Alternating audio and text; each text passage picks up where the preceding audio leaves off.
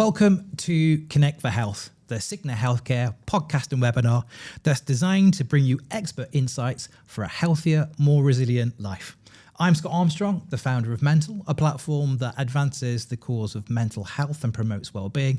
And of course, as always, I'm joined by my fantastic co-host, Mesa Al-Kafaji, the Head of Government Affairs and Strategic Communications at Cigna Healthcare. Great to be back together again, Mesa. Always, Scott, always.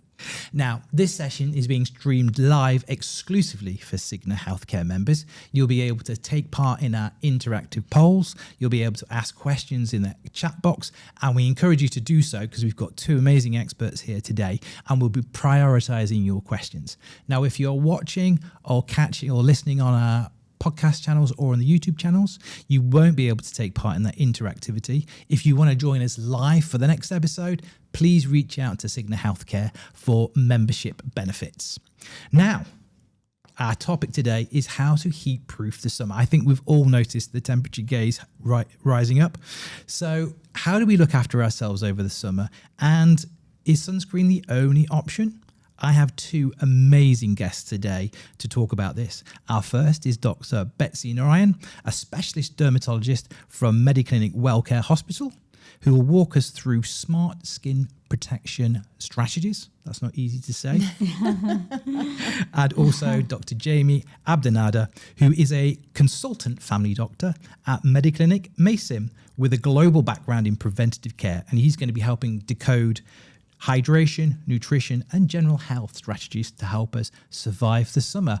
Welcome to you both to the podcast. Thank you, Scott. So let's begin. First question. Dr. Betsy, I'll start with you if I may. Just talk us about the basics, sort of what happens to our skin in this level of sun exposure, what the risks that we often underestimate.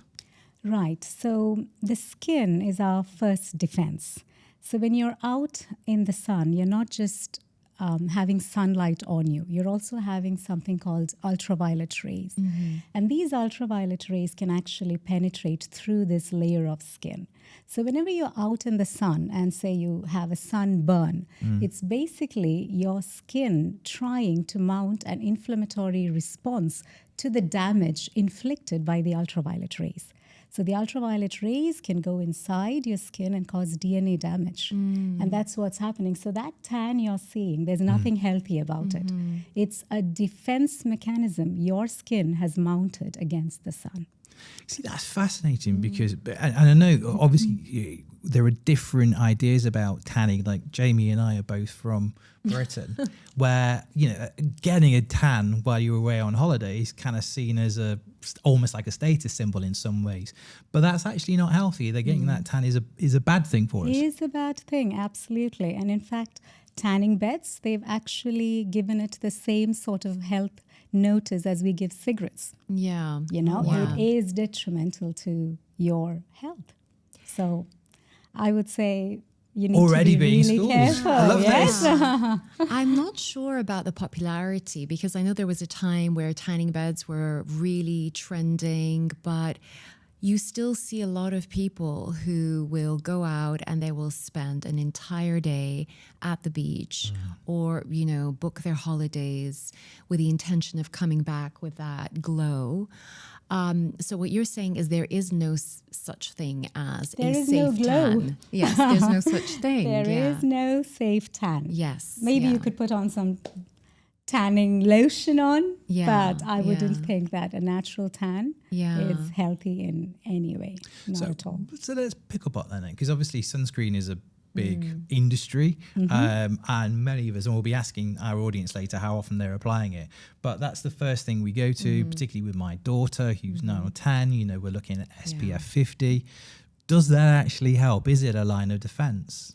Now, the most important thing you need to remember is sunscreen is an addition to your sun protection.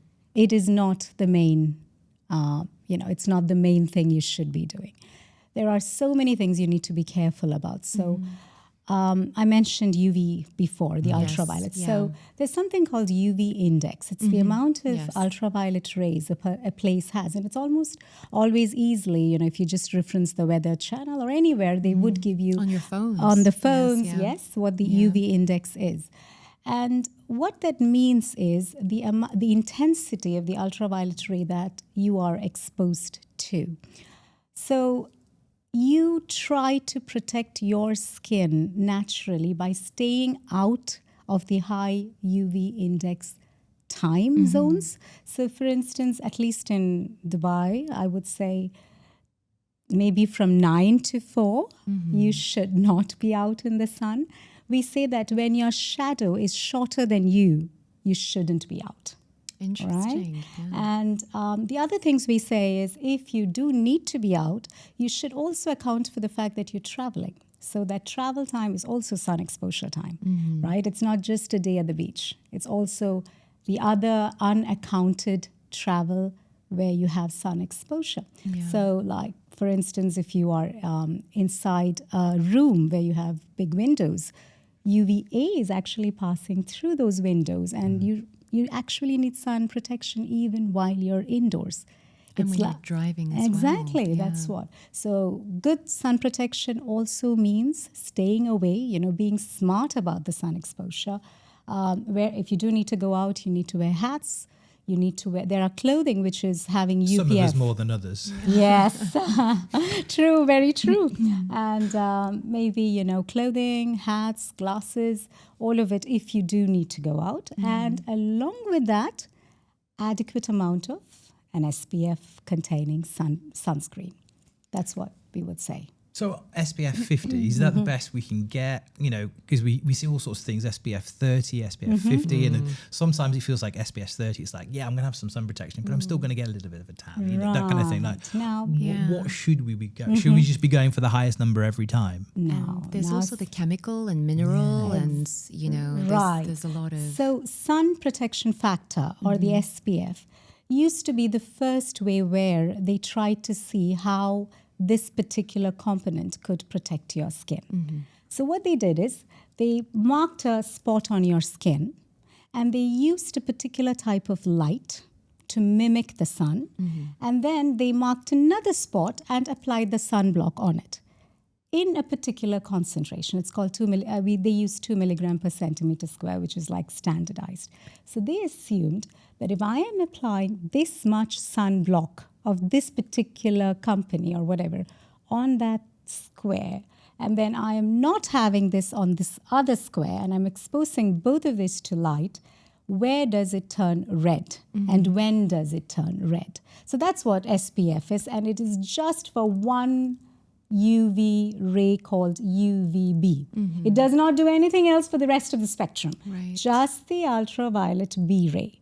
And then what happens is, suppose you say SPF 15. Theoretically, it means you have 15 times more protection than, say, if you did not wear sunblock.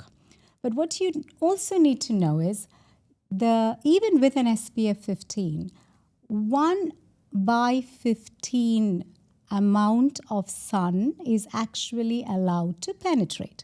This means, so suppose you have an SPF 15, around 93% should get blocked, and maybe 7% would penetrate. If you're having SPF 30, 1 by 30 of it would actually penetrate, which is around 97%. SPF 50 is 1 by 50, which is 98%. SPF 100 is 1 by 100, which is like 99%.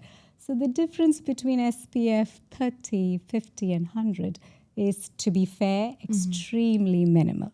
Now, what happens when your SPF keeps going up? The SPF is just blocking the UVB. There's lots of other things we need to be careful about, and that is the UVA, which is also equally culpable when it comes to carcinogenesis.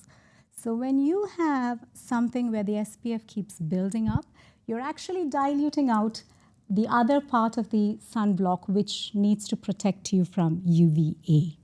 So what we generally say is, try to go for something which would be what we call as inorganic. That's coming back to your question. Physical sunblocks are inorganic. What is a physical sunblock? These are the ones like zinc oxide, titanium dioxide, and we also have something like avobenzone, which is also UVA protectant. What it does is it tends to form a film on your skin and acts like a physical barrier. So technically, it's superior to all the chemical sunscreens you have, but it's not aesthetically the best. It's the one which has the slight white cast to it. Most people, you need to also have a person use a sunblock. There's no point in just telling them you need the sunblock, and if it doesn't look good on your skin, it's a fine line. So we have sunblocks where we need to look at two things. One is the SPF, which is just half the protection. And the other is something we call, there's a star rating in many sunblocks. If you have 4 stars or above, it most likely means the UVA protection is also good. There are other parameters like PA and stuff like that. That's what we use in Japan. And if you have a really good sunscreen, it has to be broad spectrum, which means both UVB and UVA, because UVA is what causes photoaging. You don't want to go out in the sun, get a nice tan, have a high SPF, and end up looking older in 5 years. Yeah, that's what happened to me. There you go. So I have to ask, right, because we've got 2 specialists here, consultant and specialist. What's your routine then for going out in the sun? What are your tactics?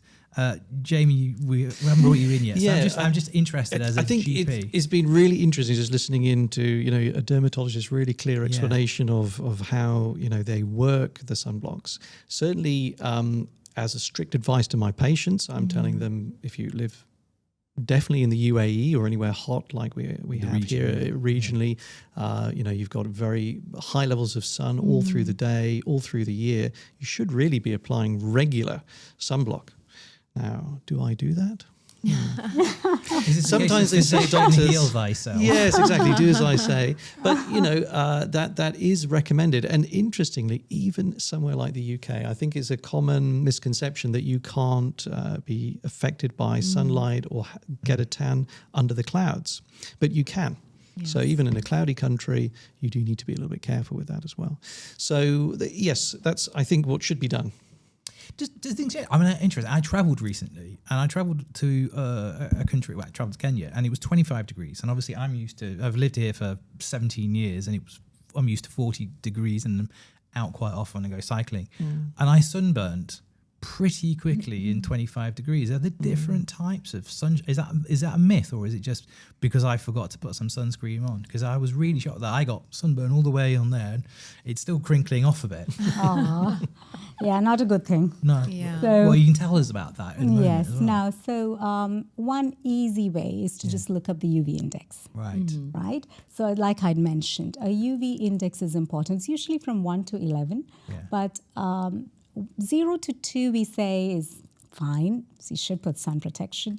2 to 7 would be like you need to make sure you wear your glasses, your hat, slather on enough sun protection.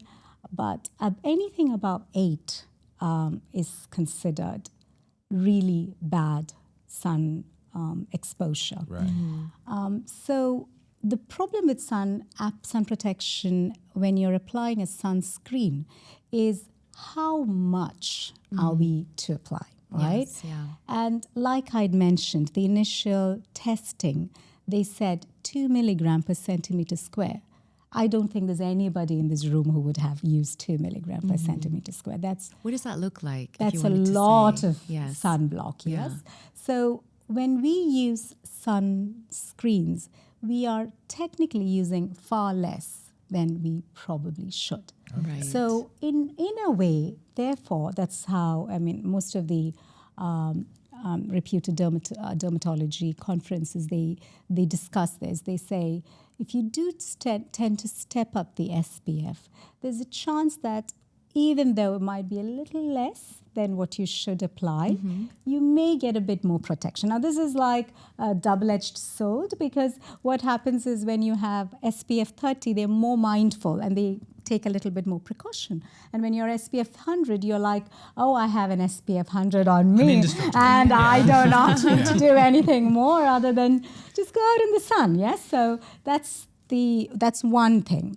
The second thing is the amount of skin that gets missed. The back of the ears, the back of your neck, the nose, the scalp. He's got a sunburn there, there. So if you haven't been wearing a hat, then you need to have sun protection. I think people forget that is skin as well. That's also, we pick up BCCs, SCCs, all from the scalp, multiple times, and, people like to go sailing, they like to go golfing.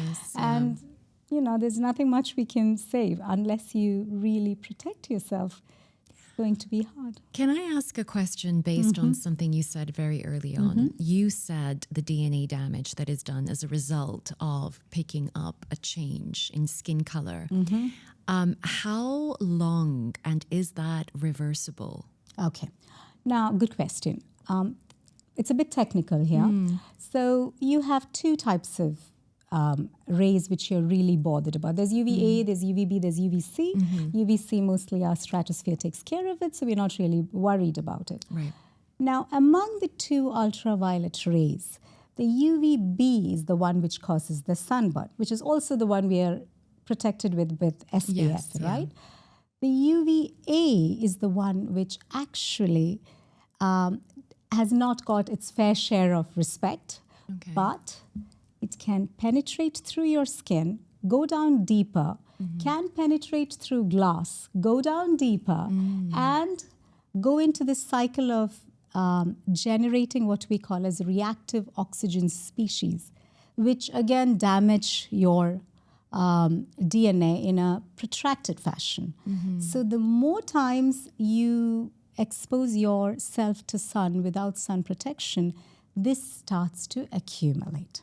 And the DNA damage it's like a chain, Once it starts, you stop having sun protection, there's going to be a benefit, no doubts about it. But so many times we've had patients with melanomas, basal cell carcinomas come in and say, Doctor, I haven't been out in the sun for ages now in Dubai, but when I was growing up in Australia, when I was growing up in South Africa, when I was growing up somewhere, I had a lot of sun exposure. So every sunburn you get is actually a wake-up call. Wow. Because it does increase your chance for a skin cancer. It's definitely waking me up right now. I'm now thinking about the DNA on my shiny bald head. In for a skin check, yes? A skin check once a year. Very important. Wow. I'm sure he knows. It's an interesting point you make, actually, about the DNA damage, because I think clearly the focus of the conversation is being safe in the sun, trying to prevent skin cancers like melanoma and squamous cell carcinoma. There's also another dimension, which may be on listeners' minds, which is aging. And a lot of us, a lot of us do think about aging and perhaps how we can, postpone aging or stay younger, look younger. And correct me if I'm wrong, the effect of sun damage on skin is accelerating that aging process. Absolutely. And I remember one particular picture from a medical textbook of a truck driver. And he's sat there and he turns round and half of his face looks like he's a 60-year-old man and the other half of his face he looks 40. Wow. And that's because he's been sat in his cabin with the window and the light coming in on his left side of his face. So,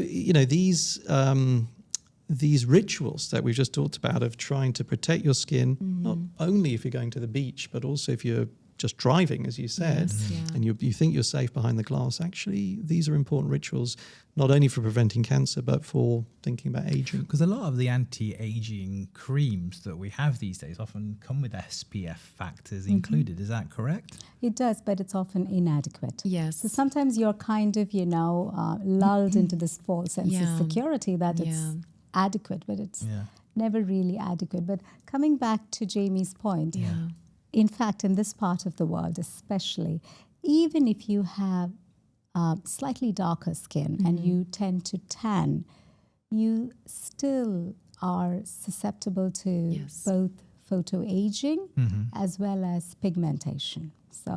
Pigmentation is a huge problem here. Yes. You get melasma, other pigmentary disorders, and both of this is preventable if you just take adequate care. I want to come to a poll in a moment and ask our viewers about our first poll of the day.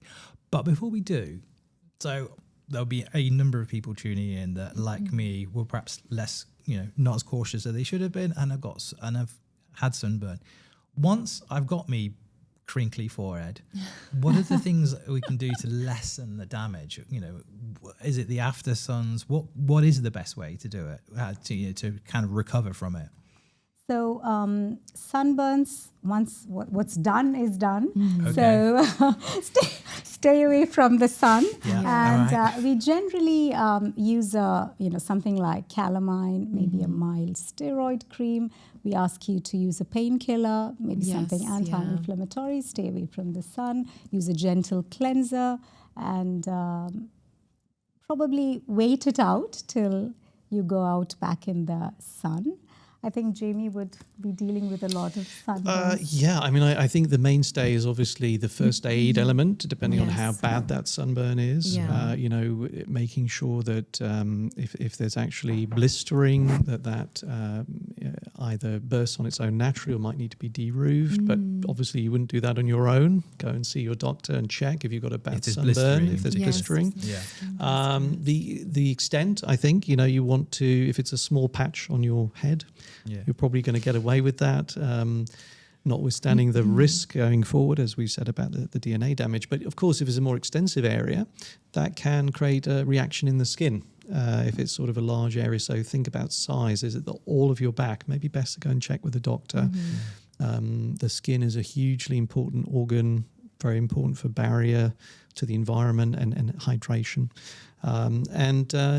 If not those things, if it's not that extreme, I think you've already said that, it's hydration of the skin with moisturizers. So it's moisturizers need to go on there. And of course, to avoid re-exposing to the sun, which a lot of people find difficult on holidays, don't they? Yeah, absolutely, because they're just so tempted to get back out there and enjoy it.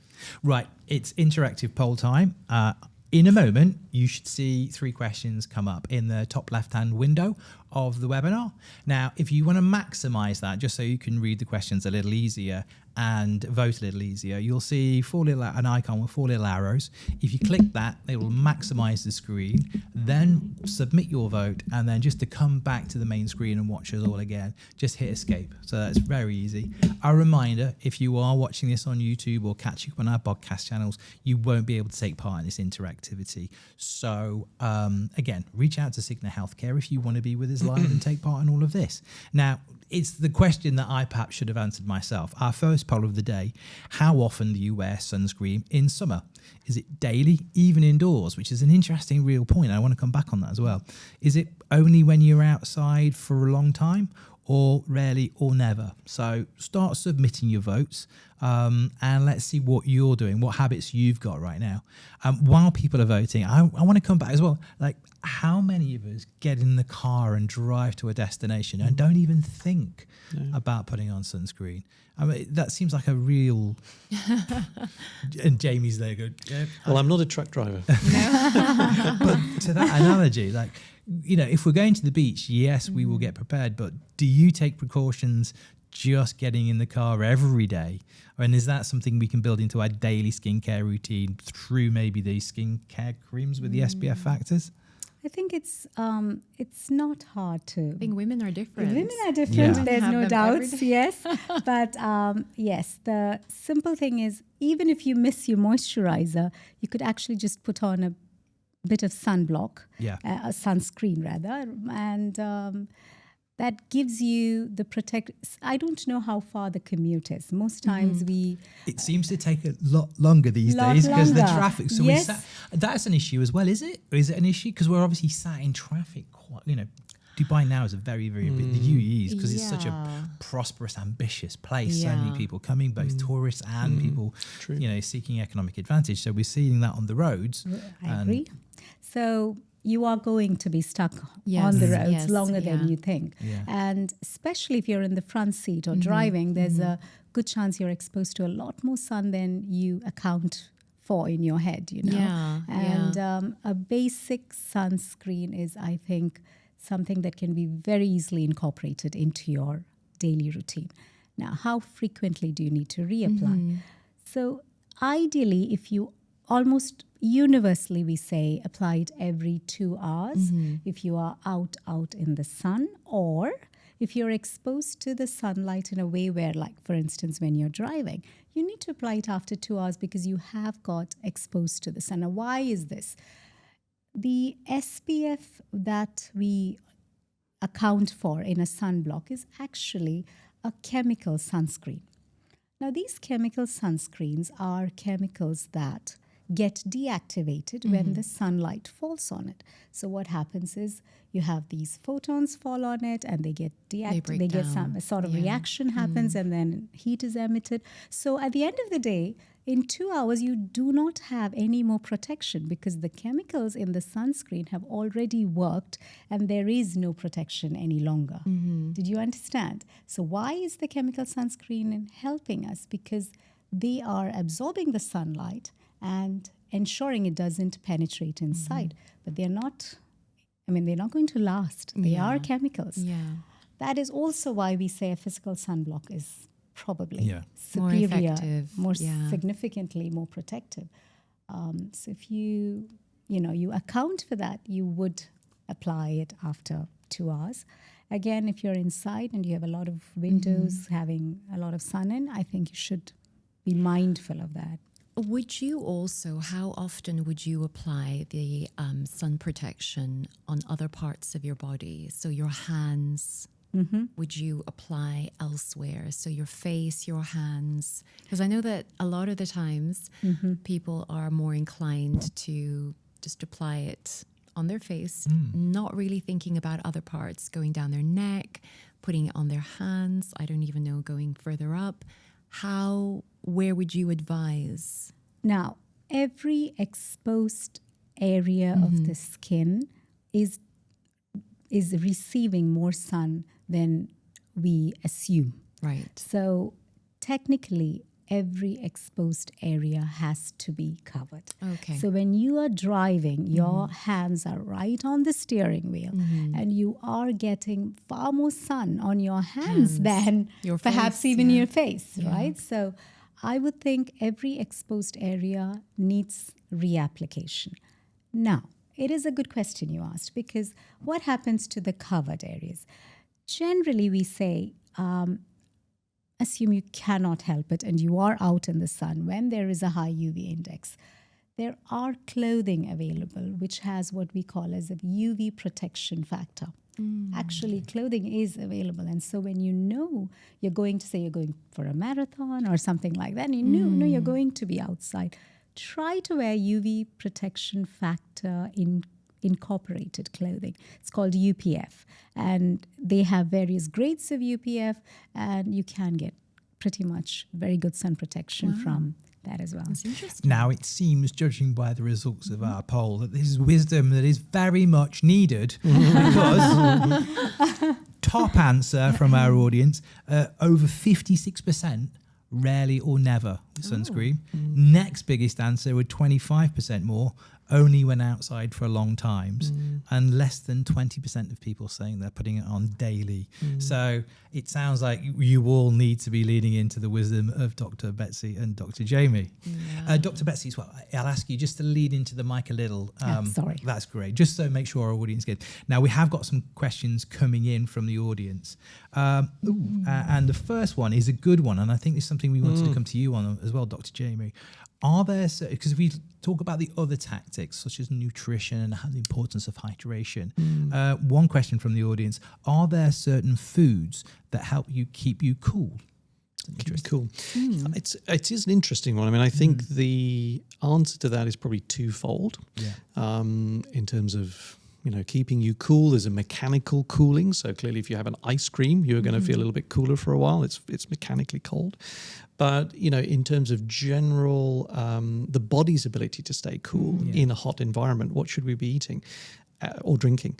And I think the key answer here comes back a little bit to what the sun is doing to the skin. It's causing damage. It's causing DNA damage. So you want foods that are rich in antioxidants. Okay. And this may be a little bit cliche. I know some of the readers out there probably want me to say, go and have a burger or fast food, but actually it's the opposite. This is going for the fruit and the veg. And I often talk about this with my patients. I say, why not in the office, instead of having a bowl of biscuits or a cookie jar or something, have a bowl of fruit. And that is the go-to. And we know that's rich in the antioxidants. So going for the healthy foods, healthy fruit and vegetable-based meals or snacks, and hydration. And I know we'll be coming to that a little bit later on in the talk, but it's not a food, but it's a huge part of skin integrity.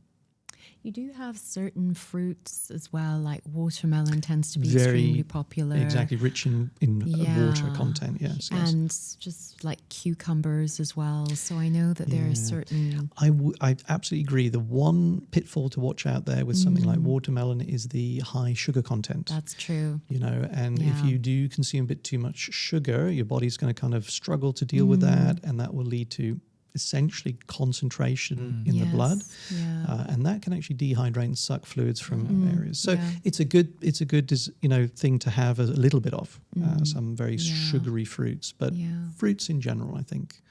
I think hydration's is obviously hugely important, but let's go to the science, because both of you will have a perspective. You'll have a perspective on the importance of hydration for skin, and for our general health. So how much and how should we be hydrating? It seems like a simple thing, drink a glass of water, but literally, what should we be drinking? How often should we be drinking, particularly in these summer months?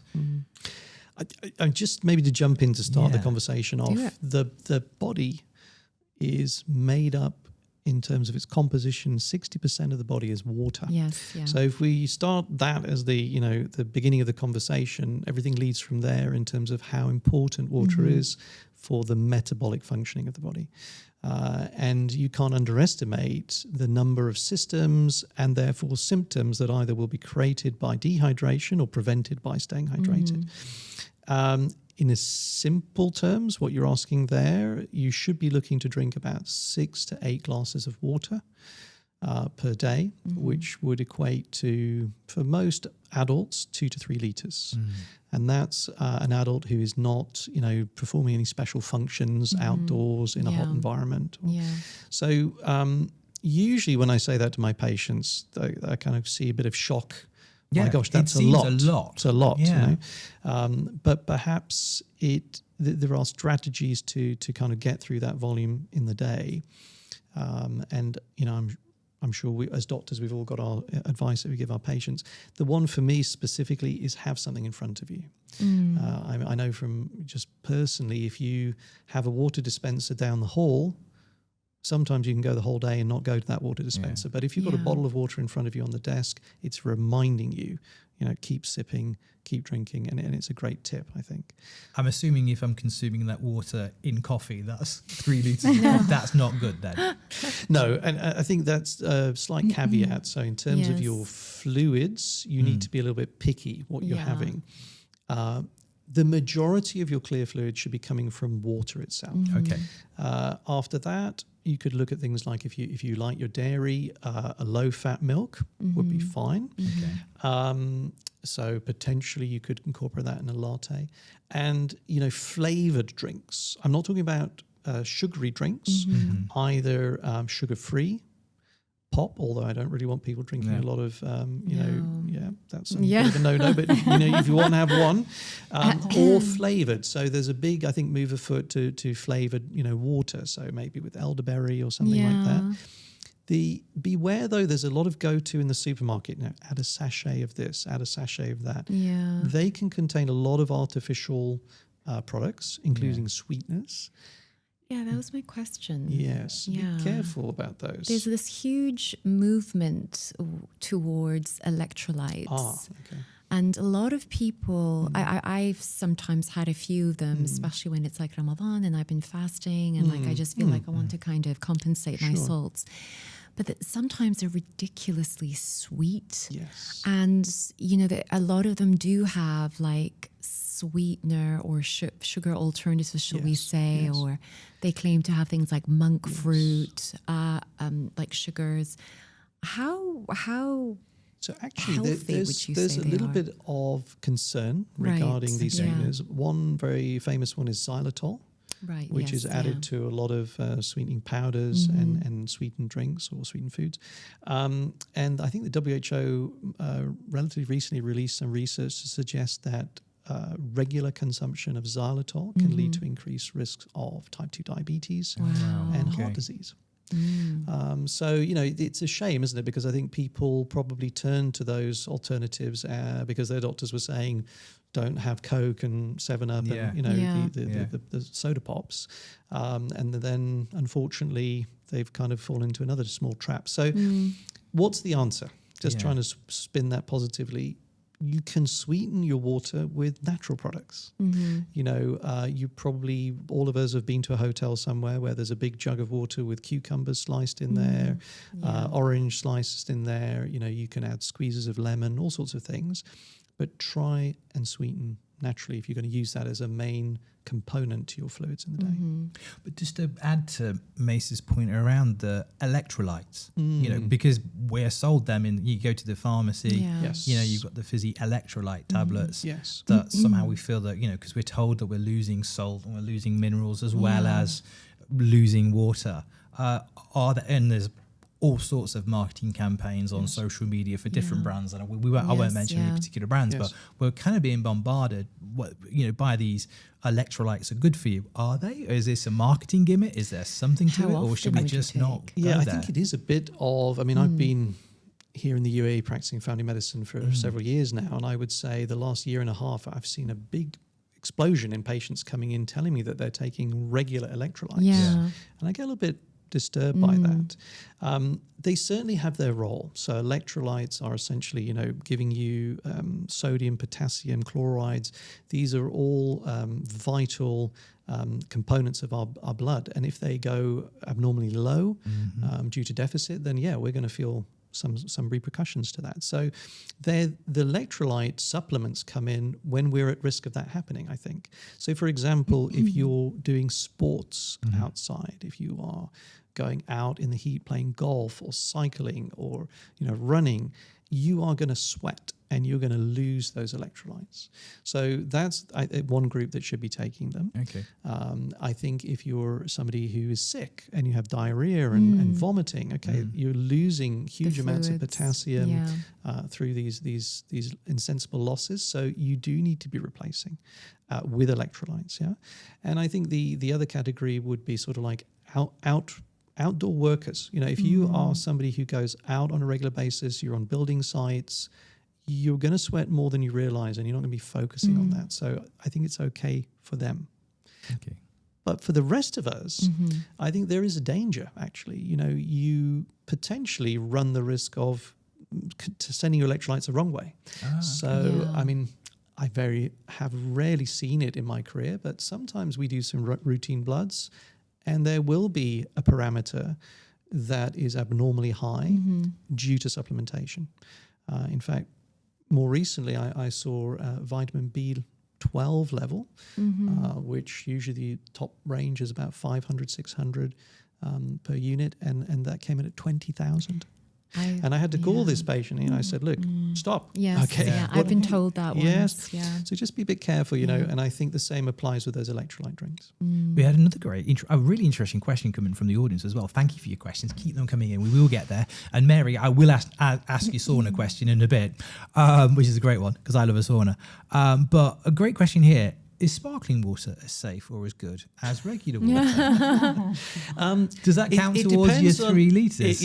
I think it does. The answer is yes, but it does depend on whether you ask your dentist or not. Oh, the carbonated element. Yes. So it is carbonated. So it's got that sparkling component that, our sodas have. Yeah. And for that reason, it can be a little bit damaging for enamel and does have some mineral element to it that in excess would not be useful. Yeah. So I think, it just comes down to the basics of try and make sure your clear fluids are mainly coming from plain still water, and then you can dabble in these other options that are out there.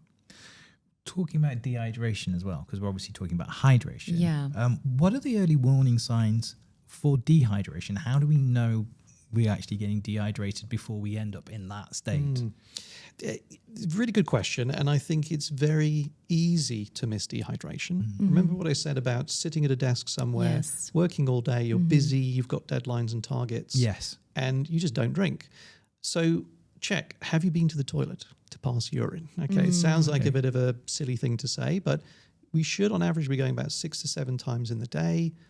If you think, I haven't been since this morning and it's already early afternoon, there's probably something wrong, okay?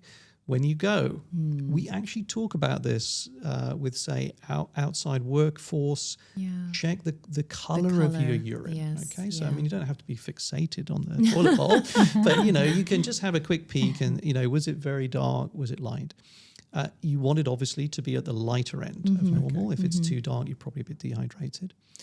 Then things become a bit more obscure. So headaches could start to kick in. You could feel fatigue. Now, fatigue, multifactorial, but dehydration has its role. Cramps, they could set in, and constipation. One we probably don't like to talk about too much, but let's just take the cover off the box there. If you're somebody that's constipated, and it's a very common issue actually that we find, have a think about hydration. That might be a sign that you're not getting enough water. That probably be the first thing to tackle. And before we I don't think we will move from hydration, but Dr. Betsy, I did ask that we would come to you for your perspective as well. Like this dehydration or hydration, what are the impact on our skin in terms of both the defense that it gives us, but the health of our skin, as Dr. Jaimie was saying, it's actually, a huge organ for us that actually we need to maintain. So the pros and cons, the pros of good hydration, the cons of dehydration. Right. I thought it was very illuminating what Jaimie had mentioned. So when you have dryness, dry skin, technically what we are looking at is you're not drinking enough water, your lips turn dry. That's one of the first signs, at least for us. And again, your skin could be dry as well. There's no direct link of drinking a lot of water and your skin automatically getting moisturized. That may not happen. So I've got a lot of patients coming in and saying, Doctor, I drink plenty of water, but my skin is still dry. That's dry skin. So moisturizing your skin is perhaps a little different from rehydrating your skin through drinking water. But very often, at least, we consider the lip dryness as your parameter to understanding that you're probably dehydrated and you need to up your consumption of fluids. I have to ask Mary's question now as well, because she's actually asking, is sauna bad for the skin? I mean, I guess it's another sense of heat, but is that... she's asked the question, I'm going to ask the question. I wouldn't think sauna is bad, It's just... Now, we can't really equate heat to UV rays. They're two different things. As far as I know, I don't think there's a health issue with saunas. Just don't overdo it, I guess. And as long as you top up the hydration when you come out. Correct. So we talked about golf, the cycling. And again, another member of the audience has asked, should we still be exercising during the summer? Because obviously there are benefits, of course, to our health for having the exercise. But what's the safe way for us to exercise then if we're going to exercise? I just want to jump in and say, yes, you should be exercising through this. Excellent. Because so many of my patients say, oh, it's the summertime. They use it as the excuse. I'll be back exercising in September. So it really is not acceptable. If we want you, wherever you live, whether it's going to become cold in the winter, so it's difficult to exercise outdoors, or hot in the summer to exercise outdoors, you need to have some sort of plan. Strategies around that. There are still potentially cooler parts of the day, I think, here in the region, early morning, late in the evening. And if you're going to go outdoors, great tip there about wearing the right clothing to protect against the sun. From Dr. Betsy. I think the other thing is hydration. So carrying some fluids with you, making sure you hydrate through your golf course rounding or your run or your cycle. Make sure you've got water with you and electrolytes, as we talked about. But try and keep that short, I would say. In this sort of environment, we've got temperatures very quickly going above 35, 40 degrees. So, you could probably break it up, maybe have some rest stops, maybe get some cool down time. If you can do that with your cycling, if there are any stops that you can make to cool down and then cycle again, or equally with golf, can you kind of take breaks and around the course. So there probably are strategies, but ultimately you have to be very careful. And I've seen it myself, people who've ended up in the emergency department because of heat exposure here, and they were trying something that was too intense outdoors in the heat. I've seen people sometimes jogging at a ridiculous time. It's like 2 in the afternoon. So I do question, and they're already, you can tell. You can see completely, they're not well. Yes, they're red in the face, sweating loads. So I question, the reason behind it. And the self-evident, which I always say, is you can move these activities indoors in the main. Okay, or maybe you can't move a golf course indoors, but you can certainly run indoors and cycle indoors. And I know a lot of people who say, it's not the same. I hate the gym and all this sort of thing. But at least as an interim activity for a couple of months until the good weather comes, and to maintain your fitness levels. Okay. You've just reminded me of a question you were going to ask earlier around being outside and the vitamin D. Yeah. So what I was trying to gauge is that balance. Do you present or have people come to you who are deficient in vitamin D despite having time outside, outdoors? Are there specific times during the day that you would advise people to be exposed to get that level of vitamin D absorption? It's a great question. Right. And it's a very difficult one to answer. And the reason I mentioned that is, number one, if you look at a country like the UAE, if you look at Dubai, I think it's estimated probably about 80% of the population here are deficient in vitamin D. Yeah. And, everybody says, what? There's so much sun. We all know that the sun, the UVB hitting the skin produces vitamin D and should be the main source of vitamin D in the body through that production. But what is happening? There are a lot of different people living in Dubai doing lots of different things, dressed in different ways. So there really is no one answer fits all. It depends on your skin color. It depends on your attire. Are you in shorts and t-shirt? Are you, wearing long sleeves? Are you in a suit? What time of day are we talking? So preferably it's going to be the early morning or late evening. That's the best time to try and absorb a little bit of sunlight. But what time of year is it? Because that will affect the sunlight index. What altitude? Are you in Al Ain on top of one of the mountains, or are you down at sea level? So all these things affect how much light is hitting your skin and how much you're able to absorb, and therefore how much vitamin D you're able to produce. So it's very difficult, and I think very clever people are trying to work out apps that people can use to just press a button and they'll say, do this, and you'll get enough vitamin D, and it's very tricky. So I'll give you a rough, trying to give a positive answer. A rough guide would be maybe 10, 15 minutes with short sleeves and maybe shorts in the weakest sunlight of the day, so the dusk or the dawn. You've probably then got a good chance to get an adequate amount of vitamin D. But if you're at all concerned and you're somebody who maybe is more at risk because you're not outdoors very much, or you wear long sleeve clothing, or you have a darker skin type, the answer is go and get your vitamin D checked, I suppose. You have now very neatly set up our next poll, in fact. Okay. And I'm going to, because we're going to ask the audience this as well, I'm just going to set this one live. So again, remember, in a moment, you should see the questions come up on the screen. Again, if you want to maximize that to make it easy to vote, just click that little icon with the 4 little arrows. And then once you've voted, click escape and you'll be back with us. And again, another reminder just to push, if you want to be with us live, if you're on the podcast channel or if you're on YouTube, you won't be able to vote. But we want you to be part of this conversation. So reach out to Cigna Healthcare about being part of the audience. And the question is, have you ever had your vitamin D levels tested? And your options are yes, recently, yes, long ago, no, never thought about it, D, no, but planning to after this. And I'm going to ask, like, literally, I am C. No, never thought about it. No, I Lisa? have. I had like a functional medicine test that highlighted my vitamin D was actually very high, as was my vitamin B. So I was instructed to not, because I take supplements, and I was asked just once a week, that's all you need. But I wouldn't have known had I not kind of got myself tested. So I guess it could be on opposite ends of the spectrum as well. Yeah. I have to ask our two clinicians, how often do you have your vitamin D tested? I think I tested was perhaps a year ago. Okay.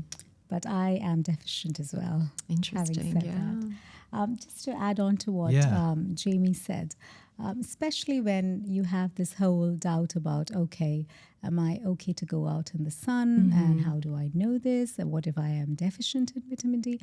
So we have some sort of, directives, or rather recommendations, where if you're not really sure, it makes sense perhaps to wear your sunscreens and get your vitamin D tested. And if it is low, go in for a supplement. It's a safe alternative. We're all taking it if we are deficient. True. Yeah. And we don't run the risk of not knowing and getting exposed unduly, at least in some circumstances. Can I ask, what would be, knocking the mics again, could you frame what a deficiency in vitamin D would look like and what that would present itself from a physiological perspective? So you depending on the units, so I probably won't mention figures exactly because there's nanomoles per liter and milligrams per deciliter. But and that does cause some confusion, by the way, because people will come with one set of results to me, and actually our labs have a different result. So they're essentially split into deficient, insufficient, and sufficient. And you can become toxic, by the way, with vitamin D. So there are those ranges. But what would it look like in the deficient range? It would look like somebody who potentially has got a lot of maybe muscle aches, potentially quite achy in the joints or bones. They may have other things that they hadn't realized. So they may pick up more infections than other people. And just generally their phosphorus calcium metabolism isn't working correctly. So there can be quite a few knock-on effects, even to the level of things like heart function. So there have been some studies that show deficiency in vitamin D can affect your heart to the point where it might become a little bit thicker, the muscle around the heart. So I think those people are not going to be very well, but they're probably not going to be able to put their finger on it exactly. And it's one of those things that's easy to test and put it to rest if that's the cause. In the insufficient range, there's a lot of debate as to whether you're going to feel much of that range. Okay, yes, you probably do need some supplementation. I think there'll probably be colleagues out there who might disagree with me, but I think the mood now in evidence-based medicine is that we've probably been a little bit too heavy-handed with vitamin D supplements over recent years, and there's a bit of a backlash to that. Okay. So where injections were quite popular, I know they've now dropped off guidelines back in the UK, and really they're saying just oral supplementation, either high dose initially. So I mean, I know there's that initial question about have I had mine tested recently? The answer is not recently. It probably would have been a few years ago. But what I do on the flip side of that is I take sort of a safe dose of vitamin D, which is a once weekly supplement. Yes, And I'm going to bring in, two for the results of the poll. Actually, it seems that people are reasonably educated about this because more than 40% said yes, recently they had it tested.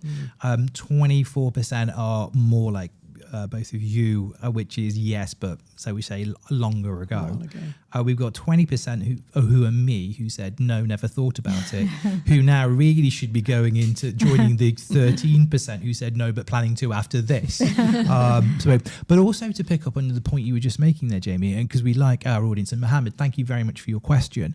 Mohammed asks, is it safe to take 10 micrograms of vitamin D every day, regardless of your vitamin D levels? And he's saying every day 10 micrograms. 10 micrograms. Yeah. That actually is fine.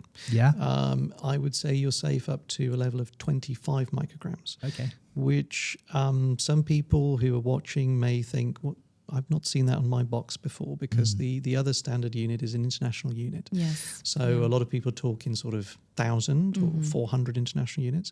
So 25 micrograms daily, I would say you would be safe with, and that is equivalent to 1,000 international units. Okay. It's highly unlikely that you're going to do yourself any harm on that dose. Okay. What I do worry about are people who come in and they say that they're taking 50,000 units. Yeah. Right. And I say to them, you mean weekly? And they say to me, no, daily. Yeah, and that me. I really show and tell. Yeah. So, that's a very high dose, and you do need to be a bit careful.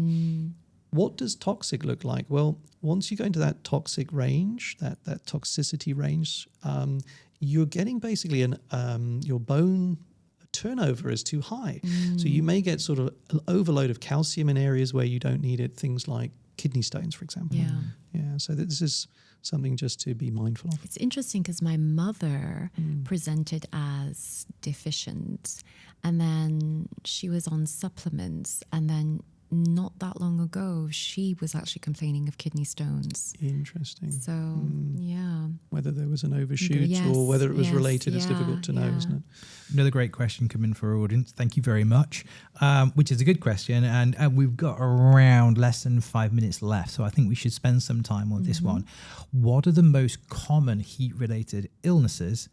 What symptoms should we be mindful of? I had a question around heat stroke and, when should somebody even be seeking medical attention? So back to the audience members' question, most common heat-related illnesses that you're seeing. So just to break it down, so I think there's heat exhaustion. Yeah. So that's sort of like the first phase. And then there's heat stroke, which you're asking about there. So the difference between the two. The difference between the two is there's sort of like a continuum in time. The starting point is being exposed to a hot environment for a prolonged period that the body is not able to tolerate, either because it has become dehydrated or perhaps it's also exerting in that environment. So we can pull in all examples that we've been talking about from today, which is the cyclist, the golfer, or it's somebody who's not taken the standard precautions with a hat or wearing the right clothing. So their body's been exposed. So heat exhaustion is first. And that may manifest itself as people talking about headache again. Maybe they have a little bit of nausea. Maybe they feel a bit faint and they're sweating. They are sweating a lot. So this is heat exhaustion. It's a bit like that person you saw running at 2:00 in the afternoon in the heat. They look red and they're sweating and they look really unwell. So that person you would say has heat exhaustion.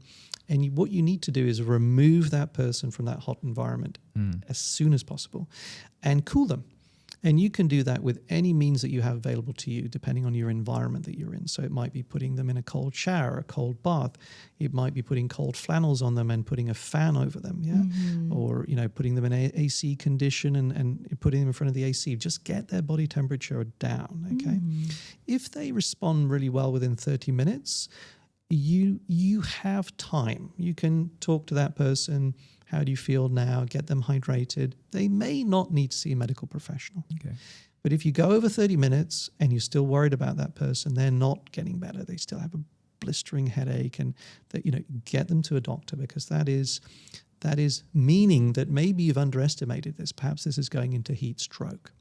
And heat stroke, the big difference with heat stroke is the body has fully decompensated in terms of its thermoregulation. Your body temperature is shot up above 40 degrees, okay? So you should be tightly controlled at 37.5, thereabouts. You know that if we get an infection, we get a fever, but this is through heat exposure. Your body's gone to 40. So this is dangerous. And these people are not just going to have a little bit of a headache. They're going to have blinding headache. They may actually faint. They're going to be confused maybe. They don't know what's going on exactly, who you are, where they are, how they got there. They could have a seizure, okay? So this is heat stroke. The initial approach to them, if you find somebody, I don't know if you're, working on a building site and you come across somebody like that, Same applies. You get them into a very cold place as soon as possible. Cold flannels, fans, bath, shower. But also ABC. Is this person, breathing, circulation? Because that is now compromised. And you need to be getting them medical attention. Yeah. So they need to be going to see a doctor. They're probably going to end up requiring some form of cooling within a hospital environment. So I hope that gives you a flavor of the difference between the two. Yeah, it does. It really does. Because I think that heat strokes are so underplayed. And I think a lot of the times we're referring to heat exhaustion. Yes. Yeah. Exactly. I can't believe that the time is almost up now. I'd like to say thank you very much for both of your insights. And if we kind of recap on it, we've been talking about UVA, UVB, SPF factors. Dr. Jaimie, some great insights around hydration, 3 litres a day. Don't get it from coffee like me. Soda. Lots of insights. Thank you very much for your insights, but also thank you very much for tuning in again. Once the podcast and webinar is closed, you will be given the option to give us some feedback. Please give us feedback. It's a gift. It helps us shape more of these conversations. So thank you very much for tuning in. And also, while I've got you, find Connect for Health on the podcast or the YouTube channels, because we've got some amazing past episodes as well. The last episode about children and children's mental health and how we can be good parents. The first one also about mobility and flexibility. So you're missing a treat if you're not tuning into those. But once more, thank you, Dr. Jaimie, Dr. Yes, Betsy. Thank you for joining Connect for Health. Thank you. Thank you. And thank you.